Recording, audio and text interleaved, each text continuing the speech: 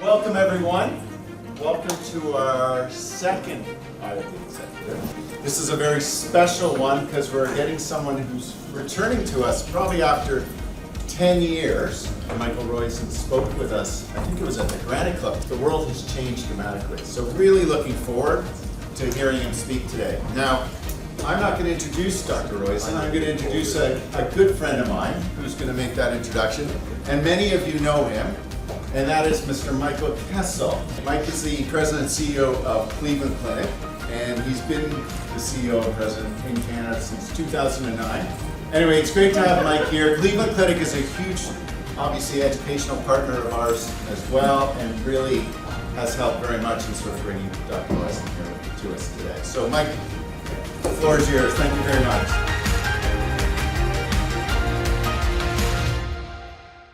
So the most important thing about Roizen, he's got a 177-page bio, so I'm not going to read it. I give you some of the highlights. I've known him, he's been a good friend of mine for 20 years, where we actually had our business together with Northwestern Memorial Hospital. He's an anesthesiologist by trade and internal medicine physician. He's had 5 New York Times best-selling books. I think they've sold over 30 million copies. He's also the co-founder of RealAge, which basically is everyone has a chronological age, but you also have a physiological age.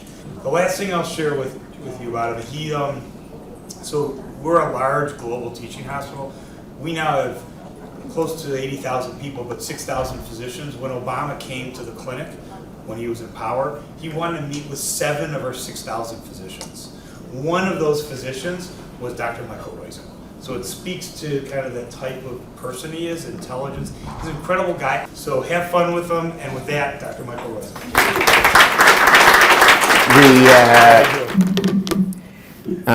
I don't know if the Obama thing is true. I did meet with him, but I have no idea. But the thing that isn't true, Mike, is I've got 10 New York Times bestsellers, but 5 number ones. Including 5 in Canada. And so I was lucky enough to be on Canada AM a lot. So let's start with the slides. This is a difficult, emotional talk, not for me, but for you. Because it is telling you, and it is talking to you about the fact that your parents could get younger than you are. And you can get younger again. That is, what we've talked to up till now, that is 10 years ago, was we slowed the rate of aging so that you could really be the equivalent of 60 when you were 80, or 60 was the new 40, if you will. And it was about a 20-year break. This is talking about reversing aging. So the point is that this is talking about reversing aging. And it's really come about because of the Human Genome Project, and we'll get into that in a little bit. Okay, what am I doing wrong here? There we go. So the worst thing that'll come from this is you'll learn 5 keys to slow your rate of aging. And we now think you can get about 30 years younger than your calendar age without any big breakthrough. But there are 14 shots on goal that we'll go over. And those 14 mean that it is very likely that one of those will break through, and you'll be able to be, when you're 90, to be 40 again. Let me go and ask a question. So I'm going to ask all of you, do you worry more about brain function loss or mobility loss? How many worry about brain function loss? And how many worry about mobility loss? If you notice, it was the guys who put their hands up for mobility loss. In Canada and the US, women worry more about brain function loss on large surveys and men about mobility loss. And we're going to talk about both of those today. So one will talk about there are 38 things you can do to slow your rate of brain aging, and we'll talk about why that's important to do even now, even if you're going to get a reversal. And we're going to talk a little bit about how you can keep your hips intact as well. But as I said, it all started with the Human Genome Project, and I always pick on one person, so I'm going to pick on you. Tell me what your name, Dave. Dave, yeah. Dave, when the Human Genome Project started, how much did it cost to get one human genome?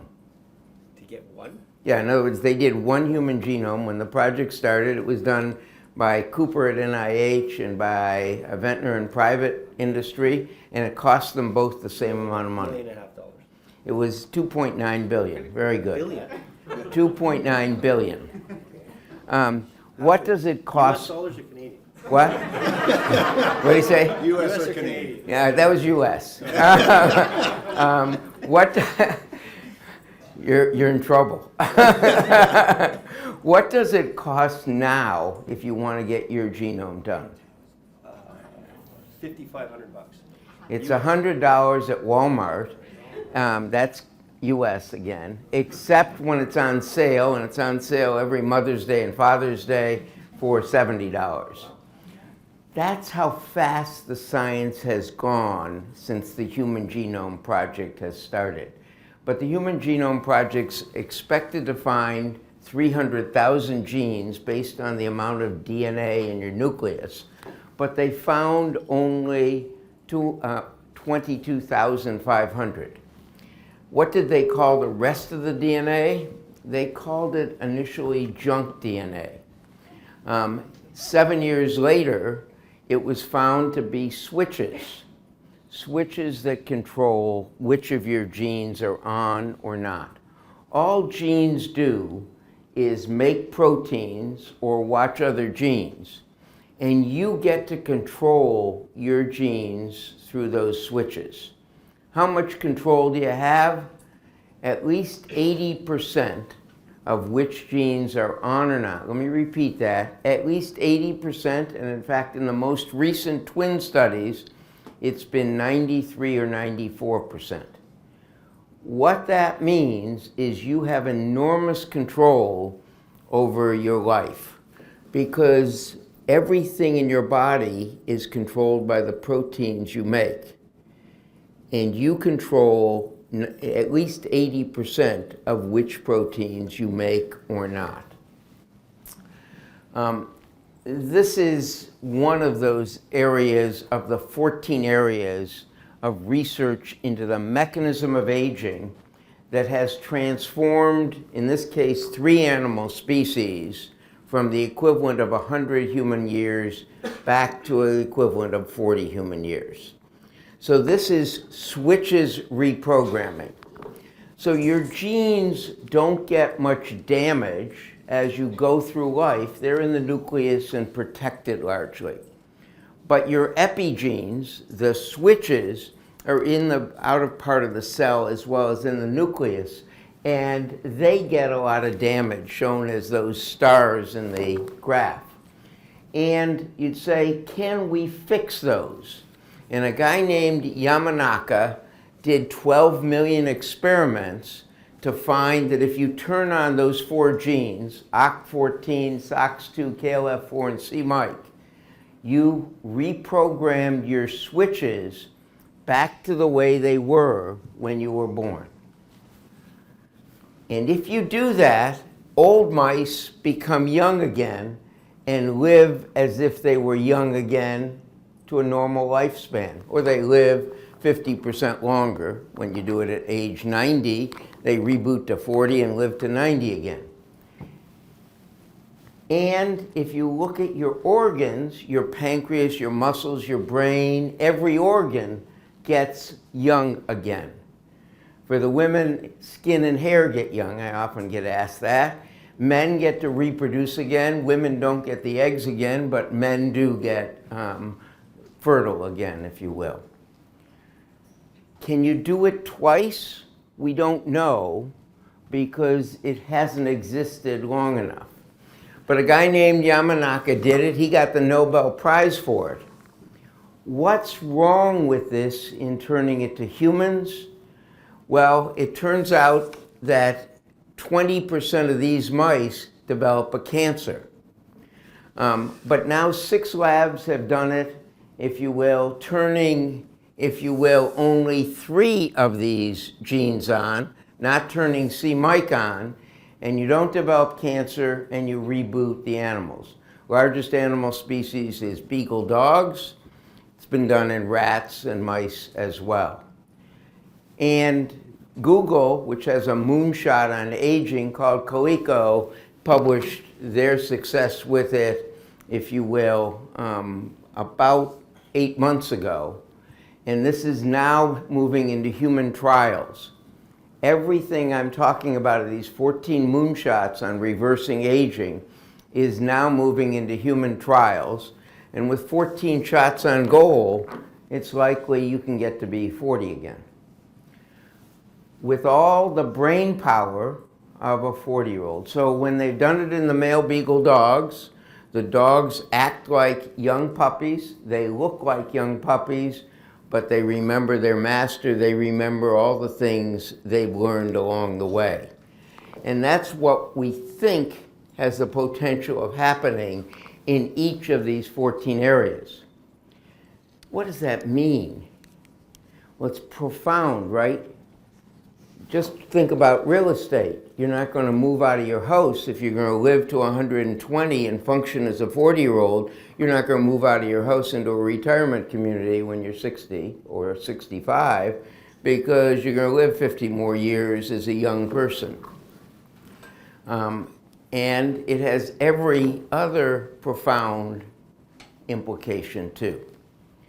Now let me go back and say where we are and how we got this way before we talk more about that and then what you can do to prepare for it. So since 1890, we've extended life expectancy by, we I mean society, has extended life expectancy about 2.5 years every decade. And women are shown in blue here, men in green. Men live about 2.5 years to 3.5 years less than women at all ages. The initial increase was due to sanitation and then pediatric disease changes, more recently due to changing or improvements in managing the diseases of the elderly like high blood pressure, diabetes, valve disease, etc. We think in the next decade that it is very likely we'll have an exponential increase of 30 years. And I really love doing that, so I'm going to do it again. Meaning that's a huge jump that is likely. Now, Peter Diamandis defines exponential as you take 30 steps and you're 30 yards or meters closer to your goal. You take 30 exponential steps, 1, 2, 4, 8, if you will, and you're 26 times around the Earth. That's what exponential is. The other exponential is if you look at the decline in price of defining your genome from $2.9 billion to $100, that's exponential, how fast exponential science has been going. I look at it as how many scientific articles do I have to read? When I started in this field in 1979, it was about 1 every 4 months. Now it is 1 every about 20 minutes. It's impossible to keep up unless you have a team. So we expect that this is likely to happen, and it's likely to happen if you make it 10 years. And so the job, your job, if you will, is to preserve as much function as you can for the next 10 years. I'll talk about the economics of this a little bit later if you want me to, but basically it means if you're going to live 40 years longer, you're going to work 20 years longer, which solves, and you're going to pay taxes and into retirement funds, et cetera. It actually, in the United States, when you calculate it out, It solves all of the budget deficit problem. It solves the trust fund problems for Social Security, for our retirement funds, as well as our medical care funds. That's the joy of longevity. The negative is if we don't get it, we aren't producing enough kids to survive as societies anywhere close to where we are. So I talked about the Human Genome Project. Let me show you this heat map. It's called a heat map because the genes that are on are red and the genes that are off are green. This is 52 strips of genes that are from men with prostate cancer.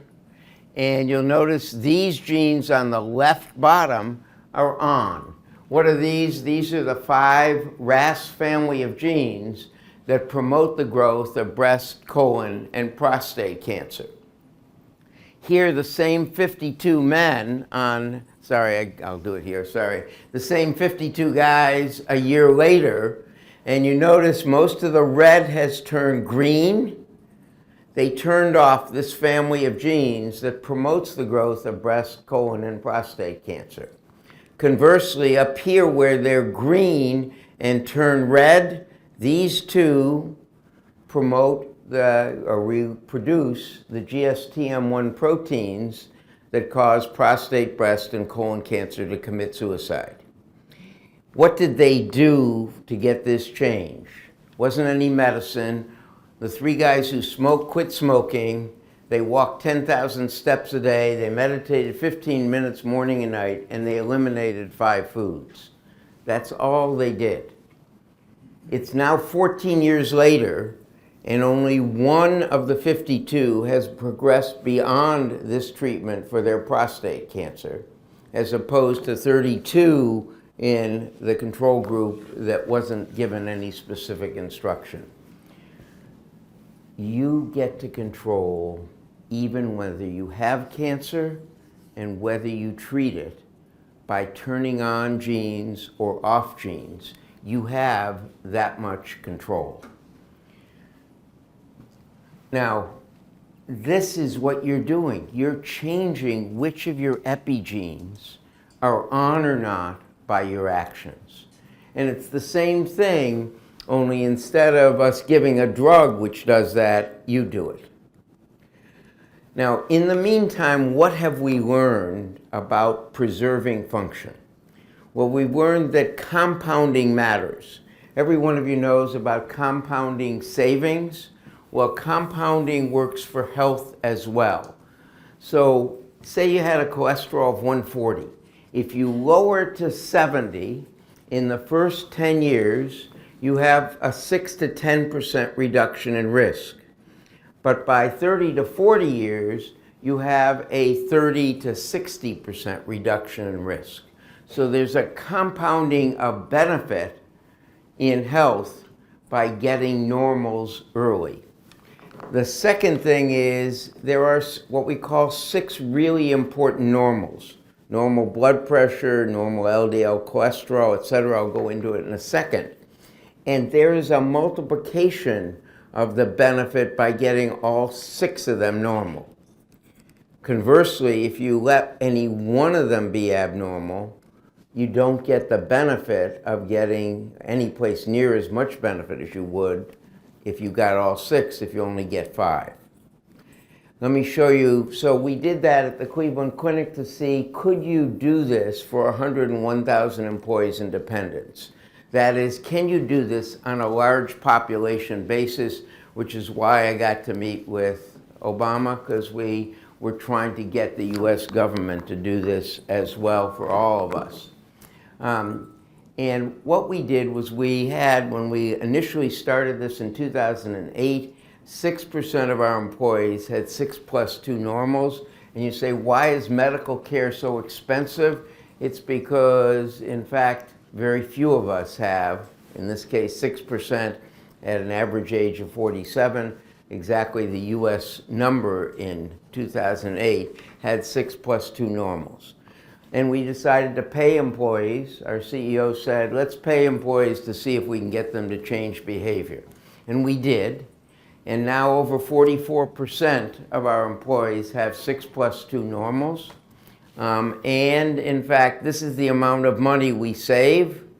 It's over $190 million a year now, compared to our trend line, compared to our competitor Mayo, and compared to our own national average of employed.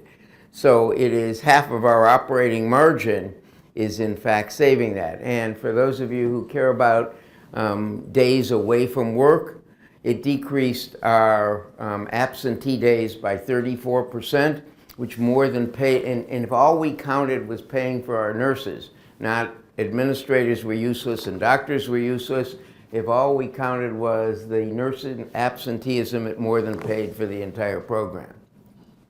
What are the 6+2 normals? Blood pressure, fasting blood sugar, LDL or apolipoprotein B, waist less than half height or body mass index less than 27, no cotinine, tobacco in your urine, stress management program done and practiced, and the two are see a primary care practitioner at least once a year and immunizations up to date. There's none of that, and by the way, you really don't have to take pictures of this, you're welcome to. There's no reason, I'll send you all the slides, anyone who wants it through PEO if you want. And all the stuff most of the stuff in the first part at least is in the book. And it decreased the rate of aging of our employees compared to the national averages, the employed NEHANES average in the United States by 15%. Meaning if you're going to live 80 years, the other group is going to live 12 extra years disability free. So it gives you much more human capital just doing that. And the third component is that people keep their organ functions normal. Remember I said our job for the next 10 years until the reboot comes in is to do that. Why? Because in fact when you do that, you get to reverse it. And let me give you the example. So one of the examples is on heart failure. So one of the causes of about 25 to 30% of heart failure is you produce an abnormal amyloid in your liver. It's a different amyloid than is in the brain, but it's an amyloid that attaches to the brain and causes the heart to not squeeze blood out as well.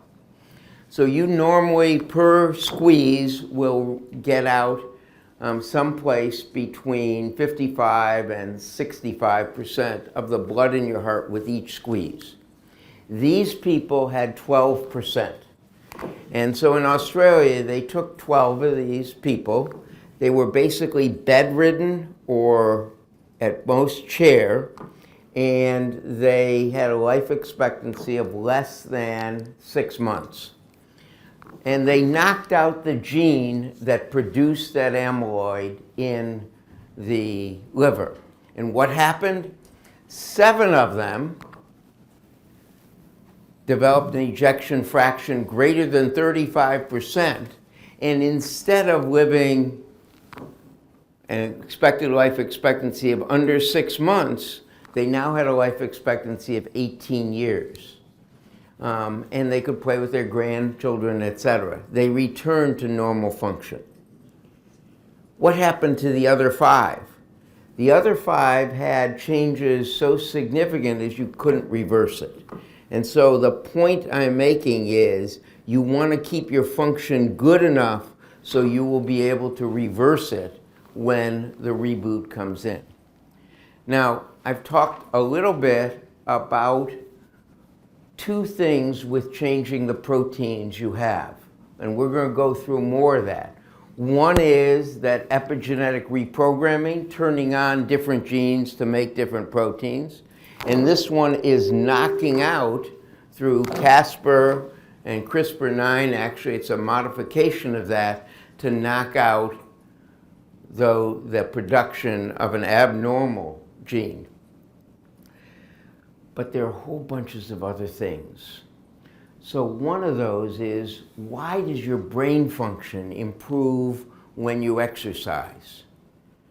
And the reason we always thought, that is until about 4 years ago, was that you were improving oxygenation and blood flow to the brain, and that would improve brain function, and it does. But the main reason is that when you stress a muscle, you turn on a gene in the muscle that makes a small protein called a Roizen. And a Roizen goes across the blood-brain barrier and turns on another gene that makes brain-derived neurotrophic growth factor, which is like Miracle-Gro for your brain, and you increase the only organ in the body where size matters, your hippocampus. Thank you for the few of you who laughed.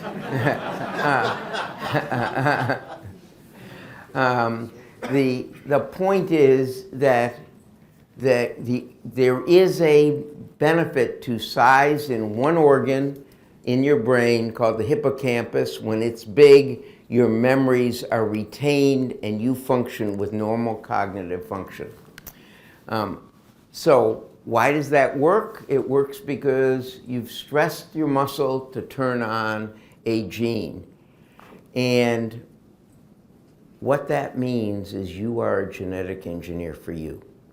In fact, as I said, you control at least 80%, maybe 93%. Now, I disclose my conflicts of interest because I'm an academic. I did write these books, and I earn royalty on them, so I hope you buy them, and thank you, PEO, for buying one of them.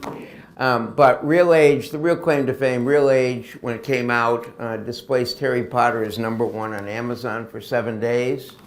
When the Owner's Manual came out, it displaced Harry Potter for 35 days on Amazon. And the record is still held by this book, which is when we published that, it displaced Harry Potter for 177 days as #1 on Amazon. He's not coming back, I hope. Not I hope from a standpoint, but I like to have the record. So this book actually, I think, is actually the most important one. So let me give you, so the first third of the book is on the 14 areas of change. The middle is on the economics and what it will mean to, what our best guess is, what it'll mean to both the economy and to real estate, et cetera, and nothing on law. So if any of you are lawyers here, I'm sorry, we have no idea on law. And the last third of the book is on those things you can do right now. Let me give you another example of these 14 areas. So one worries about how expensive they are. What does CRISPR-Cas9 cost to knock out that gene in that Australia study?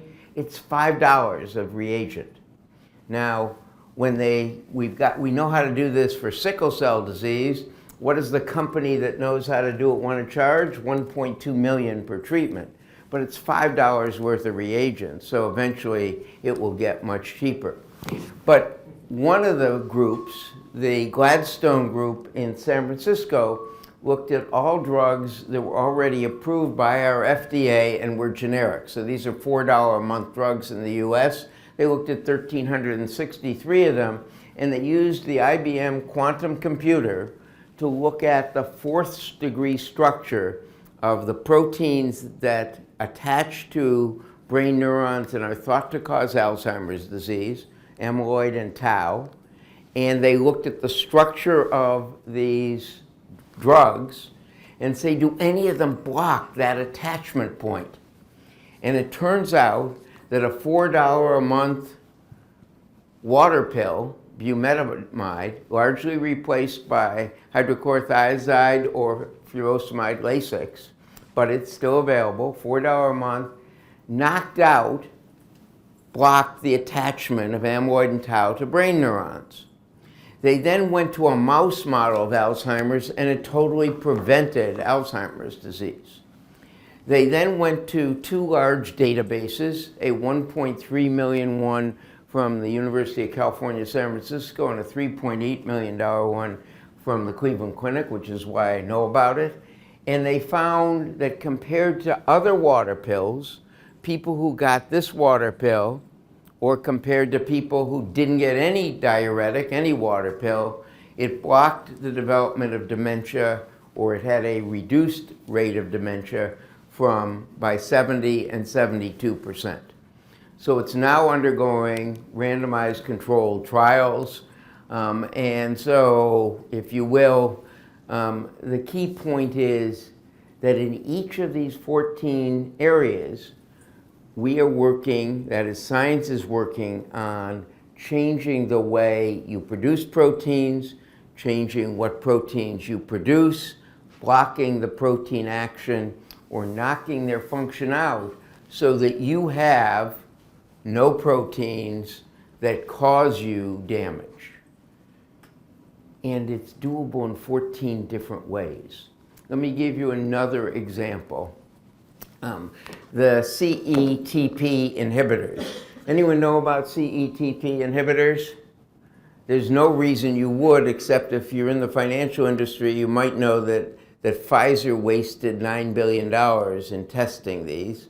Why? Because the Pfizer drug raised blood pressure and caused the side effect more severe than the benefit. But what is the benefit of these? Well, it inhibits transfer of cholesterol from the healthy cholesterol to the abnormal or LDL cholesterol, which causes you plaque or apolipoprotein B. So if you inhibit this, you stop plaque development, and as a side effect with these drugs, they increase the secretion. They turn on another gene that makes something that decreases dementia by 65%. In addition, they decrease LDL and ApoB levels by more than 50% in people already taking the maximum dose of these. So if you lowered your LDL on a maximum dose of a statin or your apolipoprotein B from 160 to 100, if you then gave this, it would lower it to 50. Why is that beneficial? Well, it decreases plaque in animal models, and as I said, the side effect in early studies was it increases blood pressure. The current one under testing in phase 3 decreases blood pressure. So what would it do if it proved beneficial? And we'll know in the first of those phase 3 studies is due out in October or November this year. It would decrease dementia by 65%, and it would knock out heart disease, stroke, and memory loss, other memory loss, by about 65%. Imagine what that would do to your chances of living longer and living with less disability. And we think that's going to be what we'll find out in October or November. And how does it work? Again, it inhibits a protein, this one. So there are, as I said, 14 approaches to changing which proteins you have that go the full gamut of the way, that are now being used to make you younger longer. By the way, I will hand out the references, the slides for you to hand out, and if anybody's interested, the references are all there. Why is this also important? Because heart disease is predicted to increase just because of obesity by about double in the next 30 years. So let me go through some of the other 14 areas. Have any of you heard of the young blood hypothesis, or of Silicon Valley guys hiring young people to donate blood so they could get the young blood? Anybody heard of that? A bunch of you have. And you know why it stopped? It stopped because the FDA put a limit to it, not because the Silicon Valley successes weren't willing to pay the college students to donate blood, and not because the college students weren't willing to donate blood, and not because the company didn't want to do it. It stopped because the FDA said, you can't do this. But it was the wrong hypothesis. How did it start? It started with a study by the Conboys in 1967, where they hooked up young rats and old rats, and they did a cross circulation, giving the old rats the young rats' blood. And what happened? The old rat became much younger, the young rat became much older. And it was thought that there was something in the young rat's blood that did it. It turns out that's wrong. It was actually because of getting rid of old cells. Dave, you're my victim. What happens if you have a piece of rotten fruit to the rest of the fruit in the bowl? It gives off gases that basically create the other fruit to go rotten. You're exactly right. So that's the first person that's ever answered that correctly. So it gives off gases. What are the gas? It's a protein that it secretes that's volatile, so it's a gas, and it attaches to the other fruit and it makes it rotten. You have the same situation in your cell with old cells. Your old cells and old proteins make the neighboring cells old. So what was really working with the young blood, old blood hypothesis was in fact that the old people were getting rid of their old proteins. So when do you start, Dave, when do you start developing old cells? The day you're born. Yes. Before that, in utero. But again, that's the best answer I've gotten. I'm going to have to ask tougher questions. So in fact, you start secreting them when you're in utero, but your immune system gets rid of them until you're about 30. At 30, you start accumulating them, and they make other cells old. In fact, most people believe that the largest cause of atrial fibrillation is those old cells making neighboring cells old and stopping the transmission of impulses in the heart in the right way.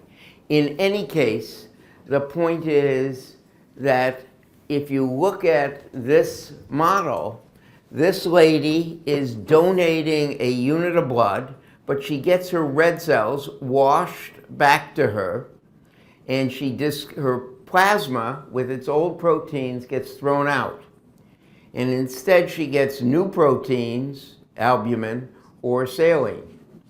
And what happens, and these are called the AMBAR studies, so if you want to look it up on the web, you can. It reversed Alzheimer's disease. So she donated, and she, in this randomized controlled trial of about 300 people, donated 9 units of blood, and the red is cognitive function getting better over 15 months. And in fact, they've orally reported at 36 months, it still gets better, as opposed to the control group, which donated blood and got their same blood back, in fact, did not keeps declining as Alzheimer's does. It's the only thing we know that reverses Alzheimer's disease that's already existing. And you say, why don't we know more about it? Because the company that sponsored this, it was sponsored by a company, 2 centers in Spain, 2 in Chile, the University of Pittsburgh and Cleveland Clinic. Why did it not get a follow-up study since this was out 2 years ago? And it started. The company started to enroll 3,000 people at 100 centers in a phase 3B study, and it turns out that the saline group did as well as the albumin group. The company produces albumin, so they said it's not worth our doing this, obviously, and they stopped. So if anyone has a couple $1 billion, I think you can continue this study. There are 14 areas that are shown here. My favorite from my co-author's point of view, that is the favorite, was the elimination of obesity by turning white fat into brown fat. When you're born, you have brown fat. Dave, why do you have brown fat? to fuel growth, and it's the energy that fuels your body. No. No.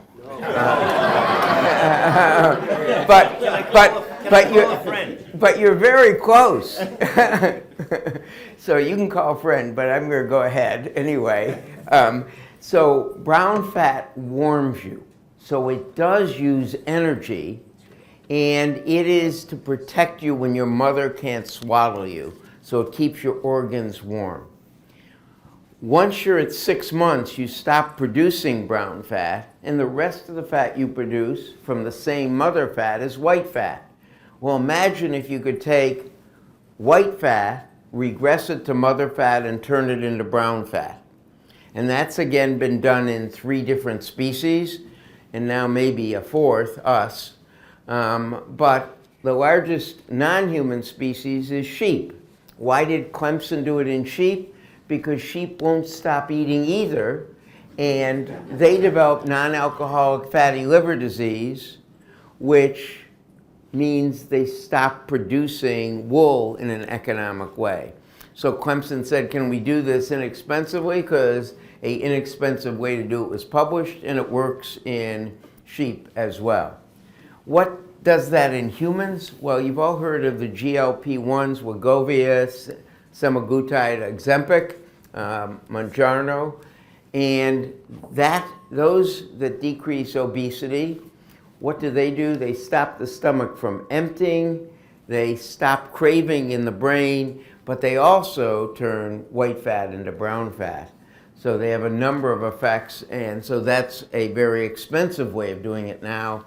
The inexpensive way is what looks like it can do. And someone brought up this morning, does cold doing it? Yes, 11 minutes if you're naked in water at 67 degrees for 11 minutes in a week, it will turn your white fat into brown fat.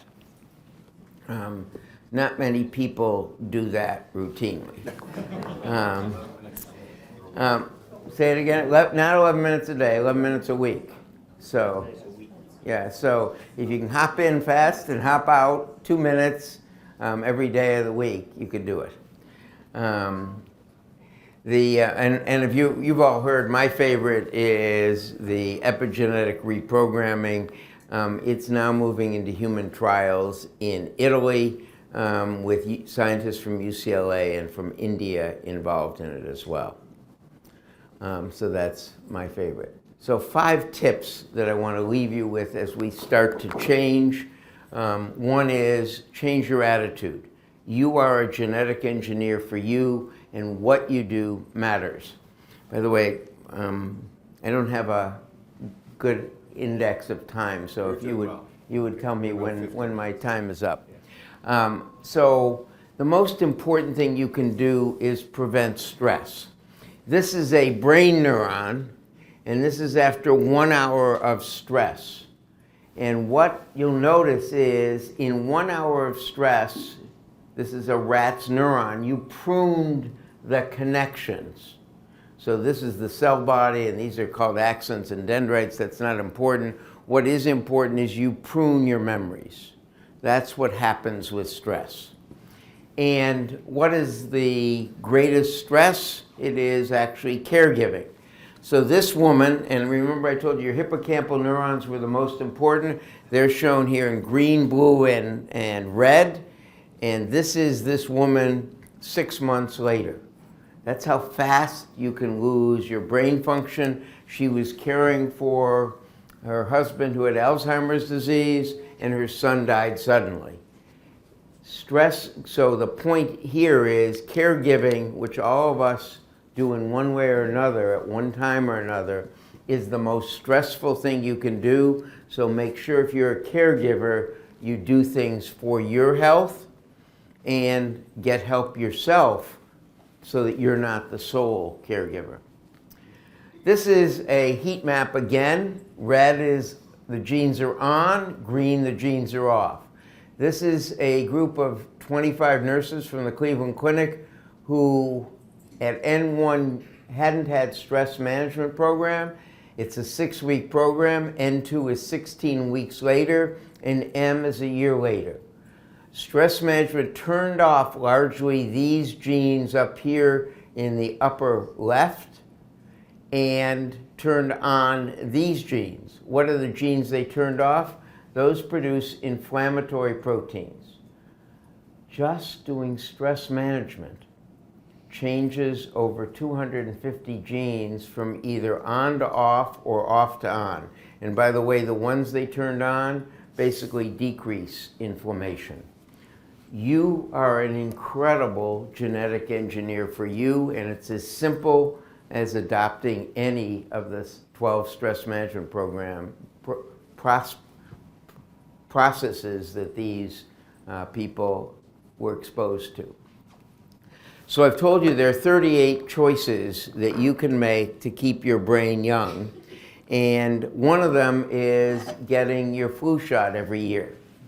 So why is that? Well, this is a study where from age 59 to 65, these people got 0, 3, or 6 at their own choice. They were offered flu vaccinations. And the difference is a 40% reduction in dementia 10 to 15 years later. Why is that?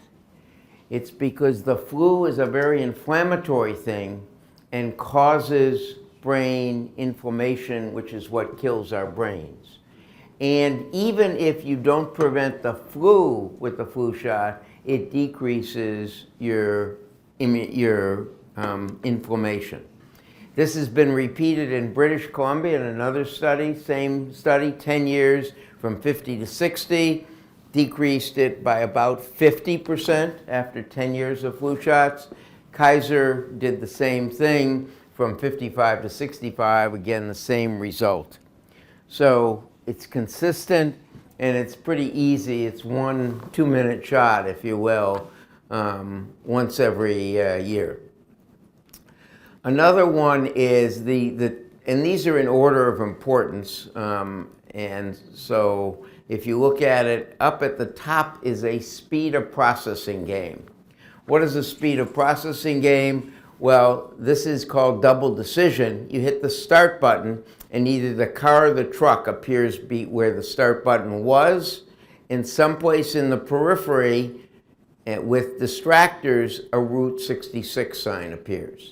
And you have to identify whether it was the car or the truck and where the sign is. If you get it right, the time goes down a little bit, so you get less time, and it trains your brain. If you get it wrong, you have more time to do it. And so that is what we call double decision. Now, doing that 2 hours a year for 10 years decreases dementia over the next 10 years by 48%. Randomized controlled trial, been repeated 2 times now. So pretty impressive, right? 48% reduction from age 73 to 83 in dementia by just doing speed of processing game. The other one is, and why does it work? We know that now. So if you cause what we call a stressful change in any organ, you end up repairing that. So when you do weightlifting with your muscles, when you lift a weight, it causes a small injury in your muscle, and you activate the repair system in your muscle, so you build that muscle stronger. When you jump, you cause a little, if you will, tear in your hip bone, and your hip bone actually repairs itself by getting stronger. In the brain, when you're doing speed of processing games that challenge you, what we now know is you turn on a gene that makes the NPAS4 complex, no reason to know any of these names, but that repairs your brain. And so what you're really doing in the same fashion now, do memory games work? Well, memory games improve your memory, but don't decrease dementia. How about executive function games? They improve your executive function, but they don't decrease dementia. Only thing we know that decreases dementia is speed of processing games, and it's because you have to challenge your brain to turn on this repair system.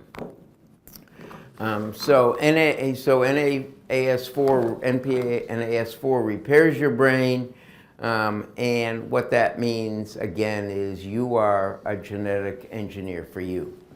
The common theme for your organs is doing what we call a hormetic stress. That is, what we want you to do is a stress that turns on your repair system but doesn't damage you.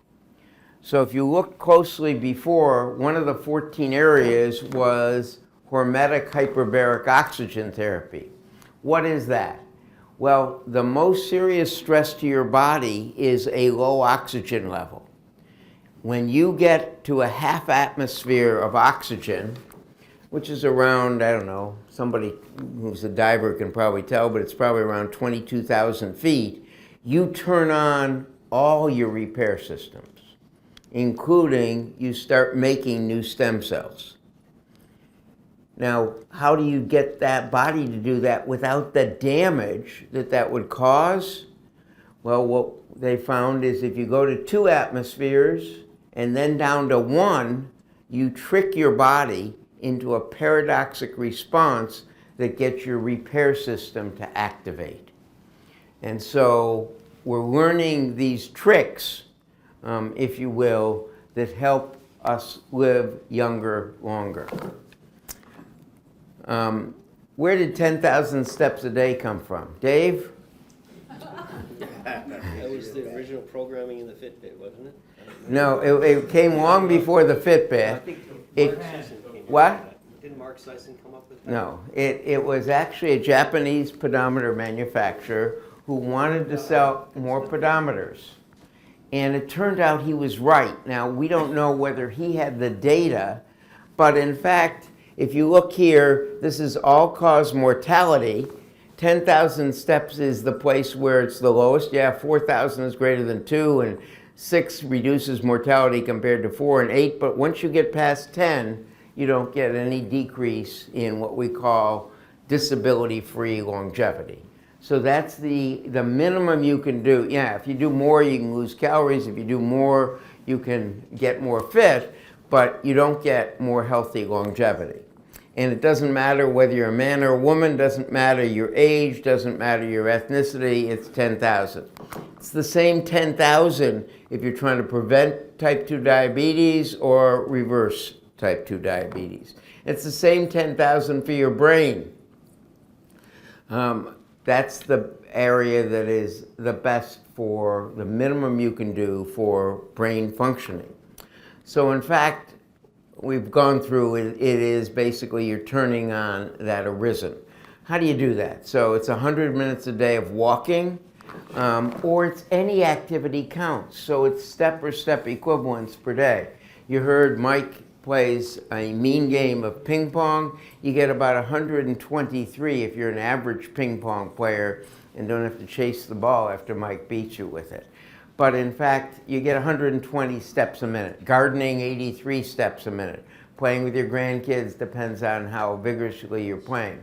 But you get step equivalents from everything you do. 30 minutes of resistance exercise. By the way, nothing I tell you today should you do without checking with your own practitioner. But 30 minutes of resistance, that's the legal disclaimer, right?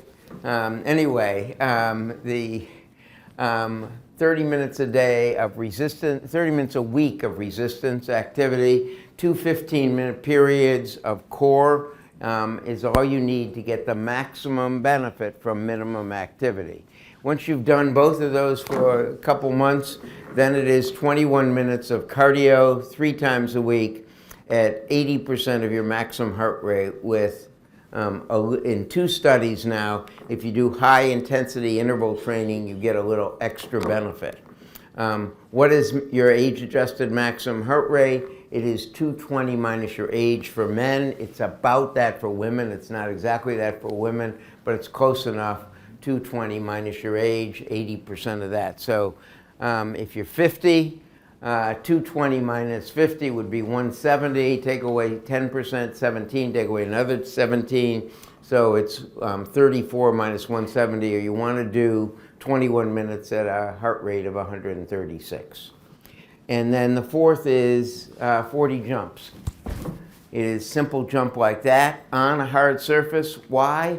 Because that's the only thing that builds hip bone strength. So some of you wanted to prevent disability. The leading cause, by the way, of death this last year in men in the United States over the age of 65 was a hip fracture. That is, women get it more commonly. 40% of women get a hip fracture over the age of 65. 25% of them never recover from it.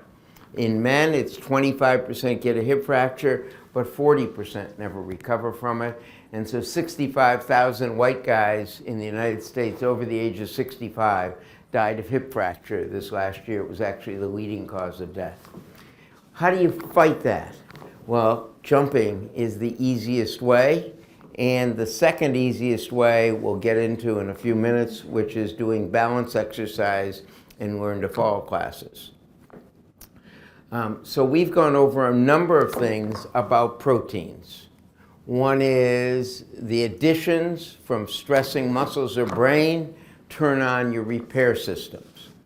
The second is getting rid of old plasma, if you will, by plasma donation.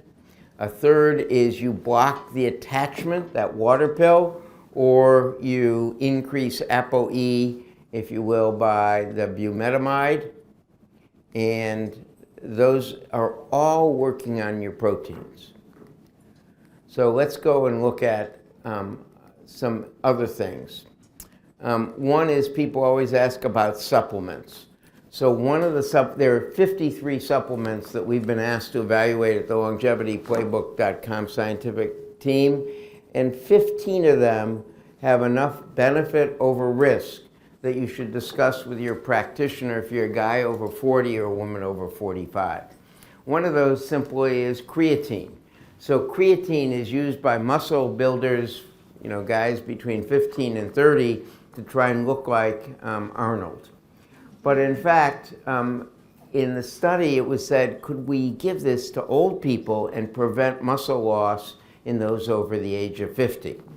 And what happens is the answer is yes. And in fact, women going through menopause, one of the things you do is lose muscle at a faster rate in addition to other things.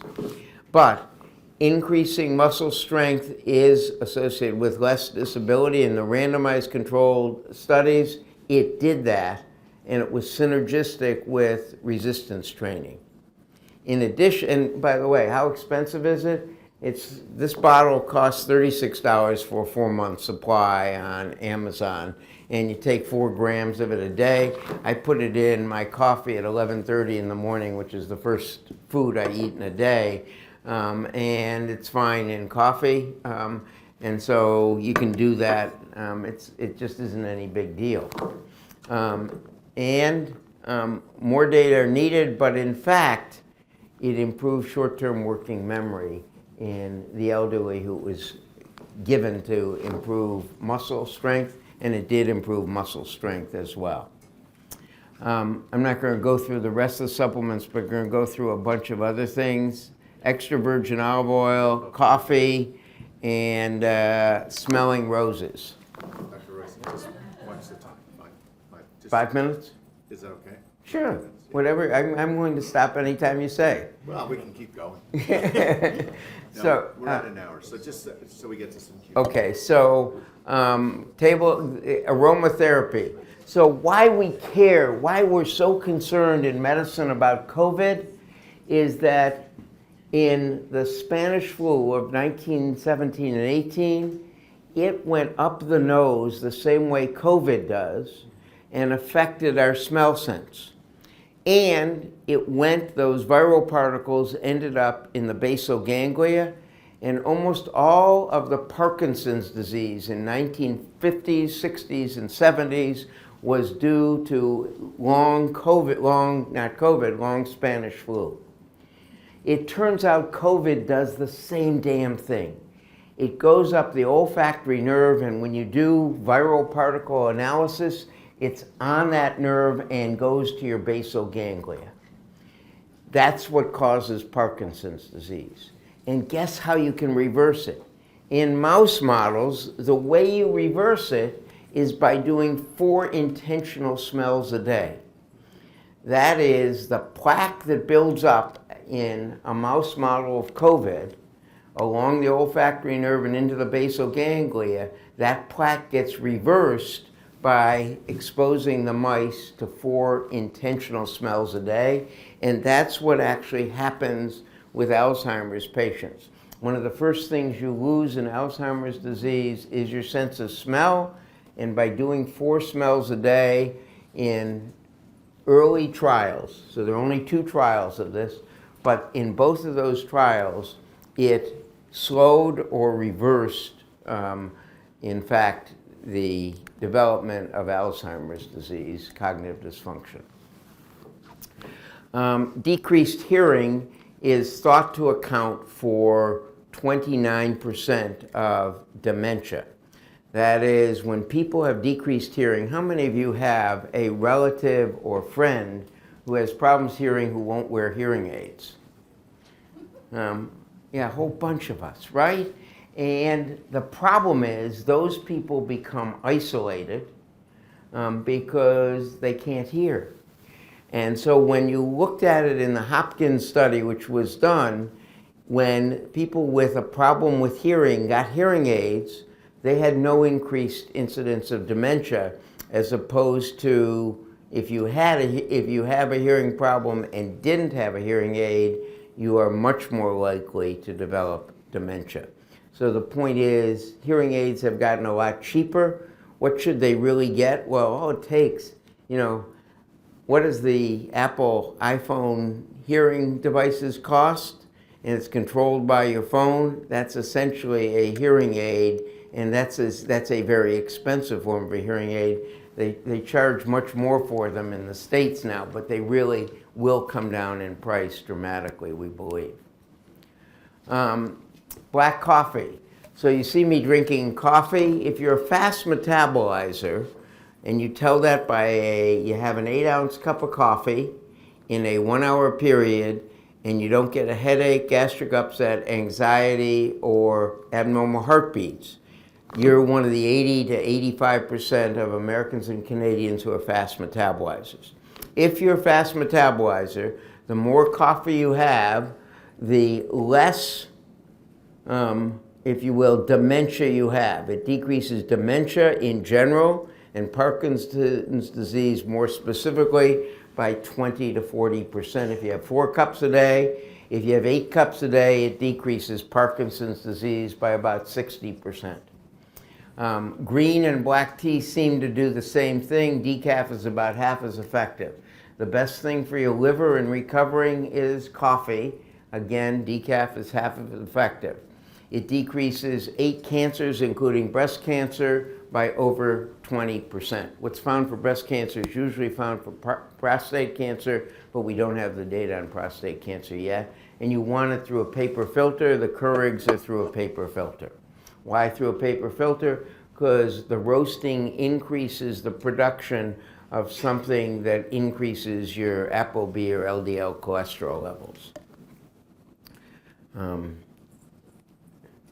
How about extra virgin olive oil? Well, a half or more tablespoon a day, whether drank directly, whether on bread, whether you use it to cook with, decreases dementia risk by 30% more, by 20%, sorry, more is better. It decreases cardiovascular disease in randomized controlled studies also by more than 20%, and it decreases breast cancer as well. So I've gone through a bunch of these, but I'm going to go through in the next 2 minutes 3 more. I have 2 minutes, right? So one is get breast cancer screening every year. I've been told it's tougher here than in the United States, but in a large Swedish study, if you got it every year from 1992 to 1997, these women were followed to 2016. The ones who got it every year had a 72% reduction in death from breast cancer, as opposed to getting it 3 or 4 times in that 5-year period. I'm going to skip this one from a time standpoint, and you can ask me about hormone therapy if you want to in the question and answer period. I'm inviting that, so since I can't do it in this period. And I'm going to just go to one other that appeared. Probiotics, they increase the benefit of depression medicines in a study that just came out last week. So if you read through it, it actually increased the mood if you take a probiotic with your antidepressant by about a 70% extra benefit and decrease in anxiety too. Balance exercises. So I told you what to do to prevent disability. I don't know how many of you had to go in a corner when you were a kid in school because you weren't behaving. Can I have you go in a corner? I want you to face the corner. No, in the actual corner. Okay, move the chair out of the way. Now I want you to stand on one foot. Now close your eyes. And you notice she is preventing herself from falling. Go ahead, you're fine, turn around. She's preventing herself from falling. So the way you practice balance exercise is stand on one leg in a corner, and within 2 weeks you will see a dramatic ability. Your brain will adapt and you will learn how to balance much better if you do that for 2 weeks in a row. The reason you do it in a corner is because you're going to keep yourself from falling.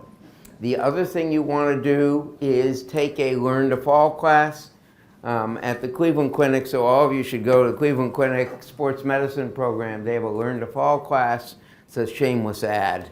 In any case, you can take that Learn to Fall class. What's the first thing, Dave, you do if you start to fall? Put your hands out. No. You tuck your head, because the most important thing you don't want to injure is your brain. So first thing you do when you start to fall, no matter whether you're falling backwards or forwards, is tuck your head and then learn to roll. You can practice it on the floor. If you get on your knees, you can practice rolling. That's how it's done in the classes, but best to take it with Mike. I'm going to go to one more slide, I think. So this is what happens economically. It's in the middle. Since all of you got the book, it's in chapter 9 in the book called Banking on the Great Reboot. And it is, if we live an additional 20 to 30 years, you're going to work 20 years longer. If you work 20 years longer, it's $7 trillion to GDP. It's $2.6 trillion to American taxes. And it saves the Social Security and retirement plan, Social Security and Medicare in the United States. 5 chips. Changes. Change your attitude. You are a genetic engineer for you. Food is a relationship like a marriage. You wouldn't marry someone who's trying to kill you every day. You shouldn't eat food that's trying to kill you every day. And you need a team. No one can do this alone. Men are lousy teammates, so you want to get a female teammate. This is a typical male teammate. He's finishing his walk with a little jog, and he's stretching out, and his teammate is coming along. His teammate, like most men, sees a problem, and he's going to fix it. Not one question asked, you notice? He goes immediately to his teammate and helps him. That is a male teammate. As opposed to a female teammate who encourages you to walk a little faster, and if you need to be picked up, she comes along and picks you up. And that's really the difference. If we have a program that you get and we'll send out a 30-day, but I've only got 10-day free right now. LongevityPlaybook.com has all this information, all the references, etc. on it. And it's something you can use 5 to 10 minutes a day, and you get all the information. The library has all the supplement information, as well as all the information on the 180 other things you can do. When you subscribe to it, it's $200 for a year, but you get a buddy for free. And the point is to encourage you to have a buddy. Remember, you want a female buddy. So tips, the last two: add speed to your body and brain, smell 4 smells, drink coffee, and get olive oil a day. Most important thing is what you're doing here today with your friends. Posse and purpose are the most important things you can do in life to slow your rate of aging. And so please make friends with those around you. Thank you.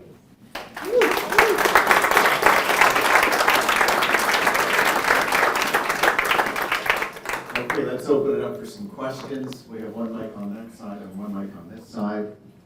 Thanks so much, Dr. Roizen. Could you please give us some comments on where, in fact, the development of some of these rejuvenation drugs are? Is this for real? There's so much written about it. There's a lot of money going into it, the field of clinical trials, et cetera, et cetera.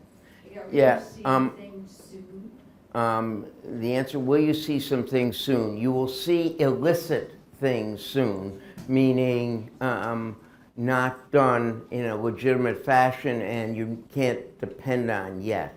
But within, just to give you the CETP inhibitors, we will know within 3 years all 4 of their phase 3 trials. If those work, just imagine you eliminate 65% of heart disease, stroke, memory loss, and a whole bunch of other things will go away too. So we expect that sometime in the next 3 to 10 years, we will see legitimate answers done in humans.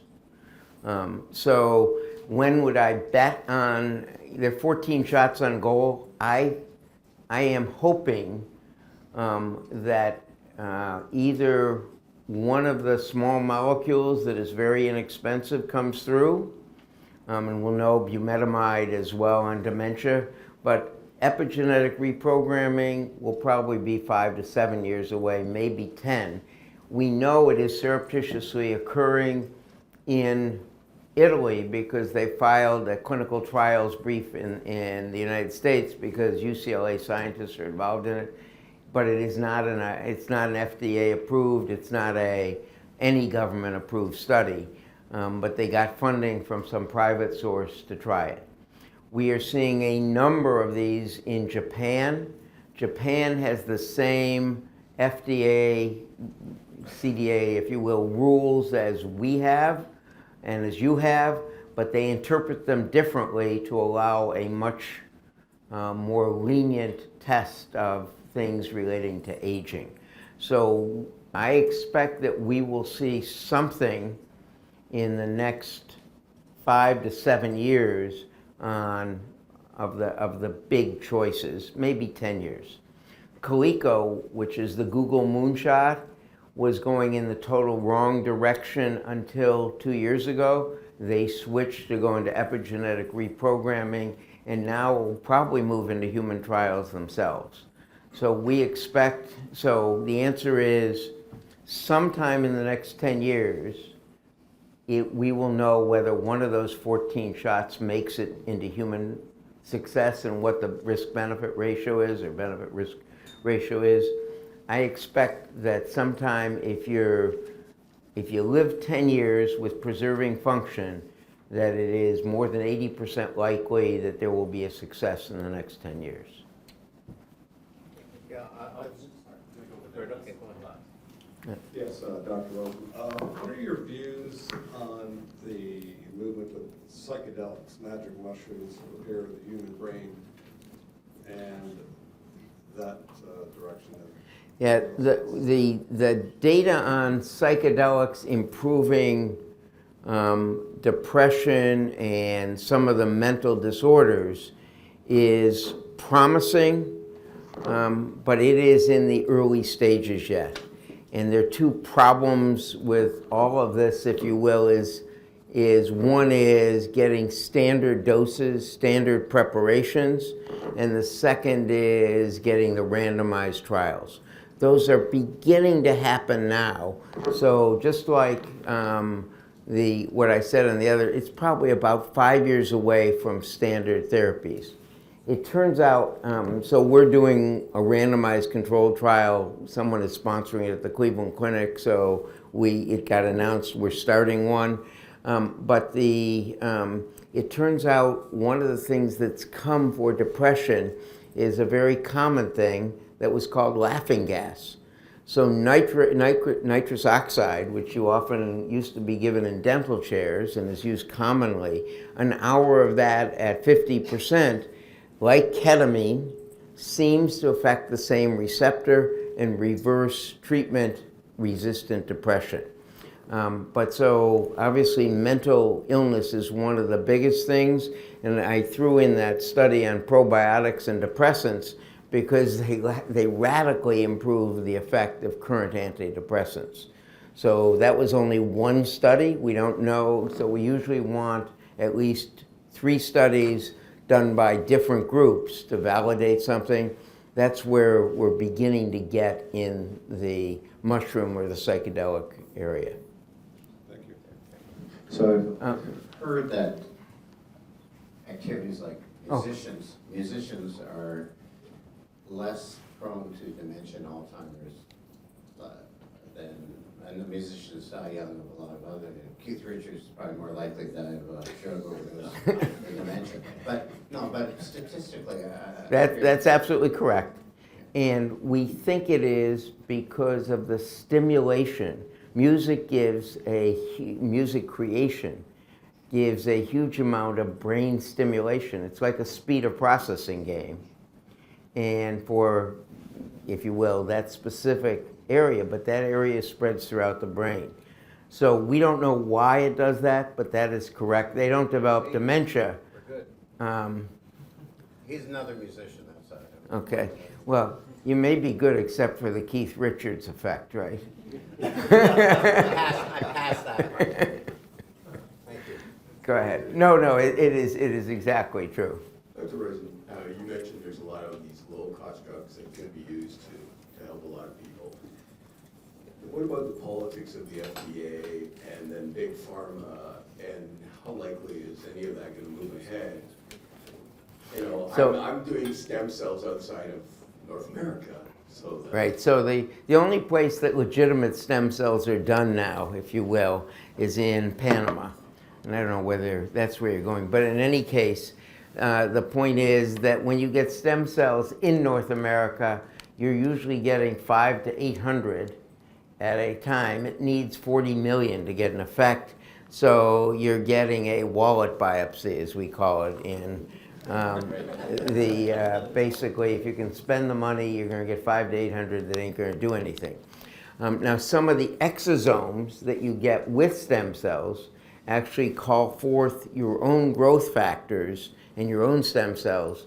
So if you have enough of your own stem cells, sometimes the stem cell treatment is beneficial, even when you're only getting 500 to 800 because you're getting growth factors with it. In any case, the point is, what's the politics? Well, as I told you, it costs literally $5 of reagent to reverse sickle cell disease. The company that does it is charging 1.2 million, and there is clearly a debate, because this is a serious problem that if you knock out that damn gene, you're going to change the life expectancy, the health, the pain, an enormous amount. So someone in India or some other country will start making it for $10, and there will be a successful illicit use of it that isn't expensive, we expect. And that's the same we expect with the GLP-1s. You know, in Canada, the GLP-1s cost around $230 for a month. In the United States, they're $970. Why is that difference? You know, so it's crazy, right? So someone's going to start figuring out they cost about $10 to make a month. So we're going to get it to a lower price. Someone, if it's really valuable, it'll become. We think it's going to get to be. The internet democratizes everything, if you will. As far as de-aging and reversing, is it just on a cellular level, or can tissue actually regenerate and injuries repair? So for those of us that are- Say the first part of the question again. So- Is it just at the cellular So- level? Is so that what you if said? If we can start reversing aging, is it just as at a cellular level? Or Well, can once you actually start once you repair the tissue? cells, your tissues repair. So like, yeah, so for example. Now, but if you fractures- don't have enough cells that are viable to repair, or the structure has been damaged so much as they can't repair it, as in those guys with amyloid-induced heart failure, those 5 guys, you can't repair it even though you can get the cells to function normally. They can't get in a way that contracts. But discs and backs and joints and things like that. So the discs in your back may be one of the toughest problems, but it is, the great news is I've already told you something you can do to keep your discs young, which is jumping. So jumping is the only, and by the way, for you who run, you got to run between 3.9 and 6.3 miles per hour to get enough of a shock on your hips and back to get lubrication of your discs and grow bone. If you're running faster than 6.3 miles per hour, your daughter, if you run faster than that, you don't get enough shock, you're gliding. And if you're doing slower than that, you're not getting enough shock either. But it's easy. So what you do is before you get in the car in the morning or on the train, you do 20 jumps. You know, it's not rocket science to do 20 in the morning and 20 in the evening. And probably that's one of the most important things other than drinking coffee I can talk to you about. Okay, so I'm a road cyclist and I run. Where? Oh, there you are. I run hard for 2 hours, 140, 150 beats a minute. That's zone 5 in the turns or whatever. I'm confused a little bit with, I can do that, but some are saying that you should spend some time in zone 2. And it seems like almost a waste of time because you don't really break enough sweat at 130 or 100, whatever that percentage is. But they say that's the most effective way to bodily functions to work best is with that kind of exercise. And then you mentioned the 10,000 steps. Again, your heart rate's at 100 and 110 at 5. It seems like a waste of time. So anyway, I love your opinion. So the answer is there are 4 different physical activities that independently have an effect on longevity in the studies. One is walking. So you get 95 to 105 heart rate.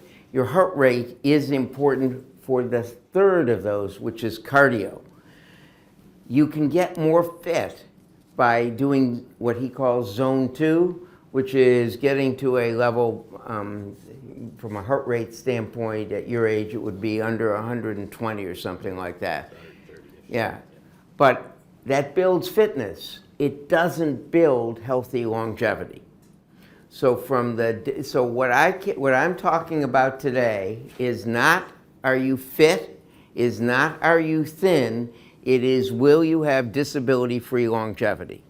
And the disability-free longevity is that 21 minutes at 80% of a maximum heart rate with maybe, we only got 2 studies on it, 2 minutes all out at the end or doing 20 seconds of every minute for 20 minutes. Okay, so what you're doing is fine for longevity, and you're probably getting the jumping from the speed of running. But walking is something you should do too. It's independent of that effect. And so is resistance exercise. You invited us to ask about hormone replacement therapy. So Yes. I'm gonna jump on that one. Okay, I'm going to go back to that slide Yeah. because it's easiest.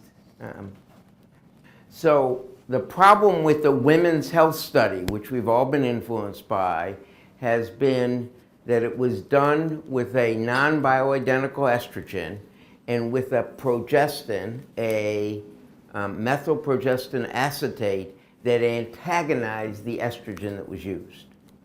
So all the data in the women's health study, which has influenced us for the last 20 years and meant that women who have symptoms don't get treated as much, is BS, bad science.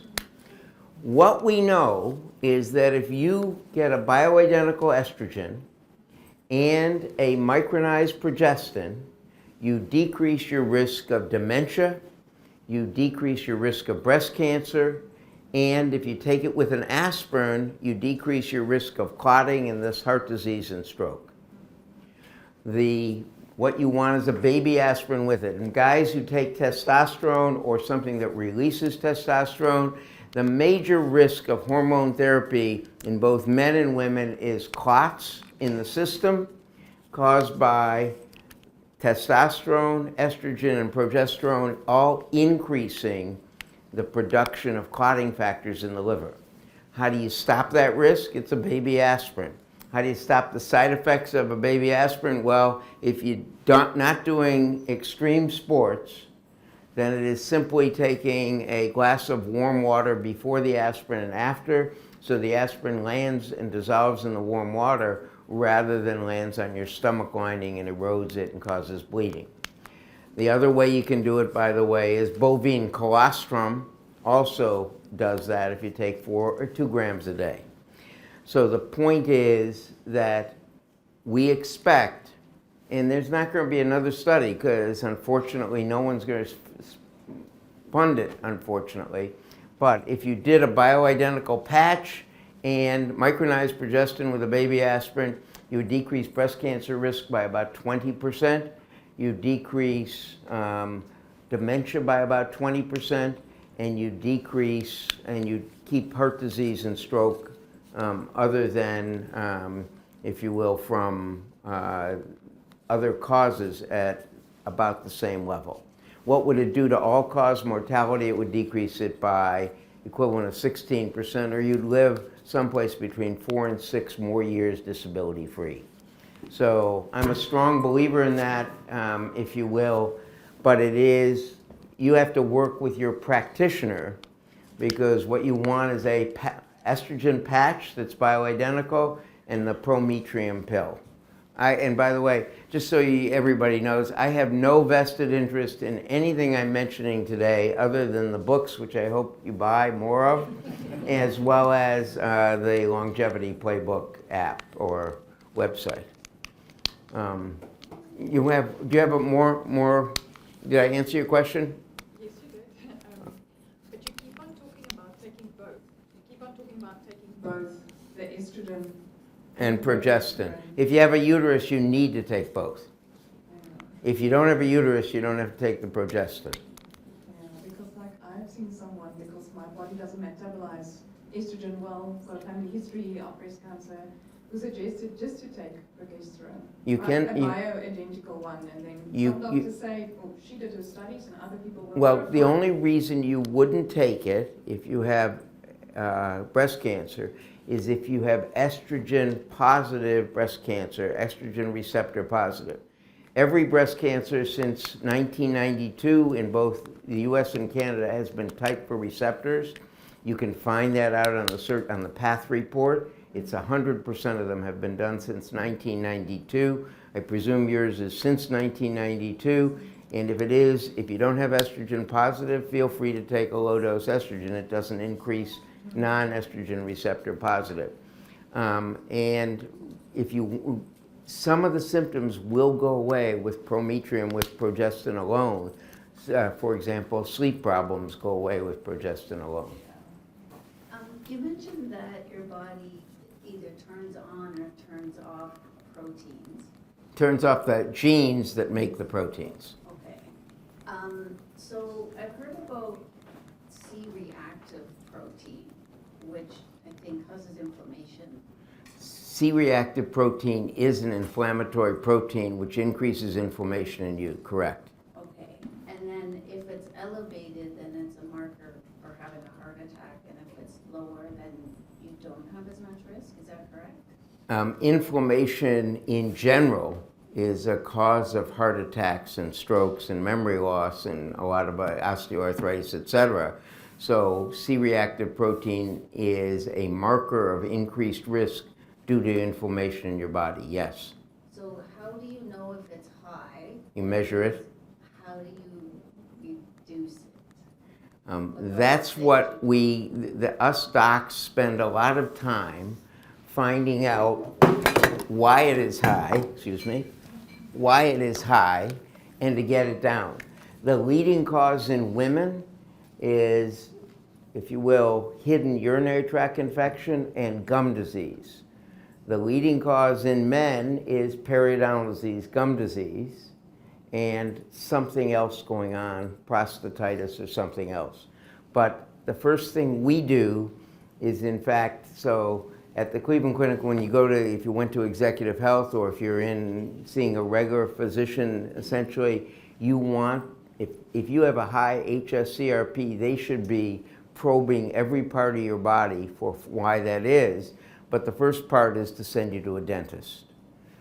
Because in fact, periodontal disease is the largest cause. And periodontal disease causes heart attacks. I mean, that's the problem, and dementia. That's the problem with not taking care of your teeth. Thank you so much, Dr. Roizen. Welcome.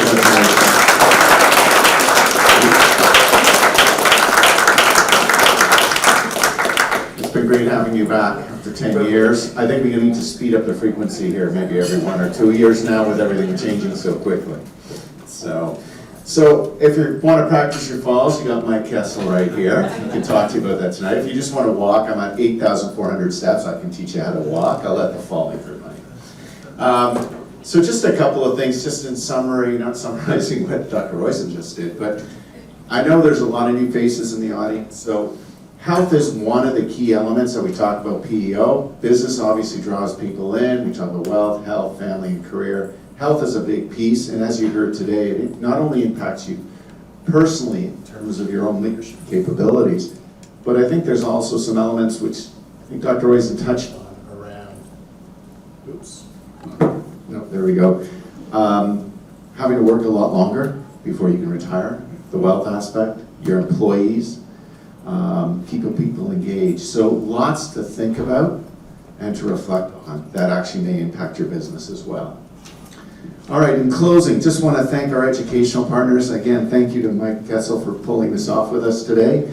Aaron and Berlis for hosting us. I think Tony Joy, I don't know if you're here, Graham Topa, EY Canada, Focus Asset Management, Ted Conrad, James Stellick, and there's a few more of you here as well. Horn, National Bank, Matthew McDonald. I think you're here today somewhere in the room. Also, just thank you so much to the staff that pulled this off today. This turns off and on, but Joanna, Kelly, Angeli, Anita, and Michelle Amos for helping pull this off. It's not easy to pull these events together, but they did a great job doing that. And if you do have any questions around PEO leadership, I know there'll be some drinks out there. You didn't talk about alcohol. Alcohol's good for you, right? I'll be glad to talk about it. No, no. Well, what the Canadian didn't take into account in their analysis when they came out, Canadian Health, and said, oh, alcohol is bad, is they didn't take into account the socialization effect. Building a posse is the most important thing you can do for your health, and most of us use a little alcohol to help build our posse. So that's what they didn't take into account. So if you want So on that note, enjoy the appetizers and the red wine and the beers out there. If you have any questions on PEO, I'm around, Michelle's around, Miguel's around, Shelly's around, Tina's around. I'm sure they're able to answer any of your questions. Thanks for coming out. Take care. Investing in the health and wellness of your employees is the smartest business decision you can make. Employee wellness programs increase productivity, reduce absenteeism, improve employee health, and improve a business's culture. Cleveland Clinic Canada's Executive Health Program delivers world-class care to your top talent through comprehensive medical and wellness assessments and customized action plans. The 6-hour day of care is a head-to-toe assessment, complete with a physical exam, medical history review, lab tests, and wellness consultations with dietitians, exercise physiologists, psychologists, and more. This program helps employees understand their current state of health, screens for disease, identifies risk factors, and provides action plans for a healthier lifestyle. Employees also receive 1 year of Express Care Online, Cleveland Clinic Canada's virtual care service for non-emergency medical issues. The Executive Health Program, just one more way Cleveland Clinic Canada delivers life-changing care to your employees.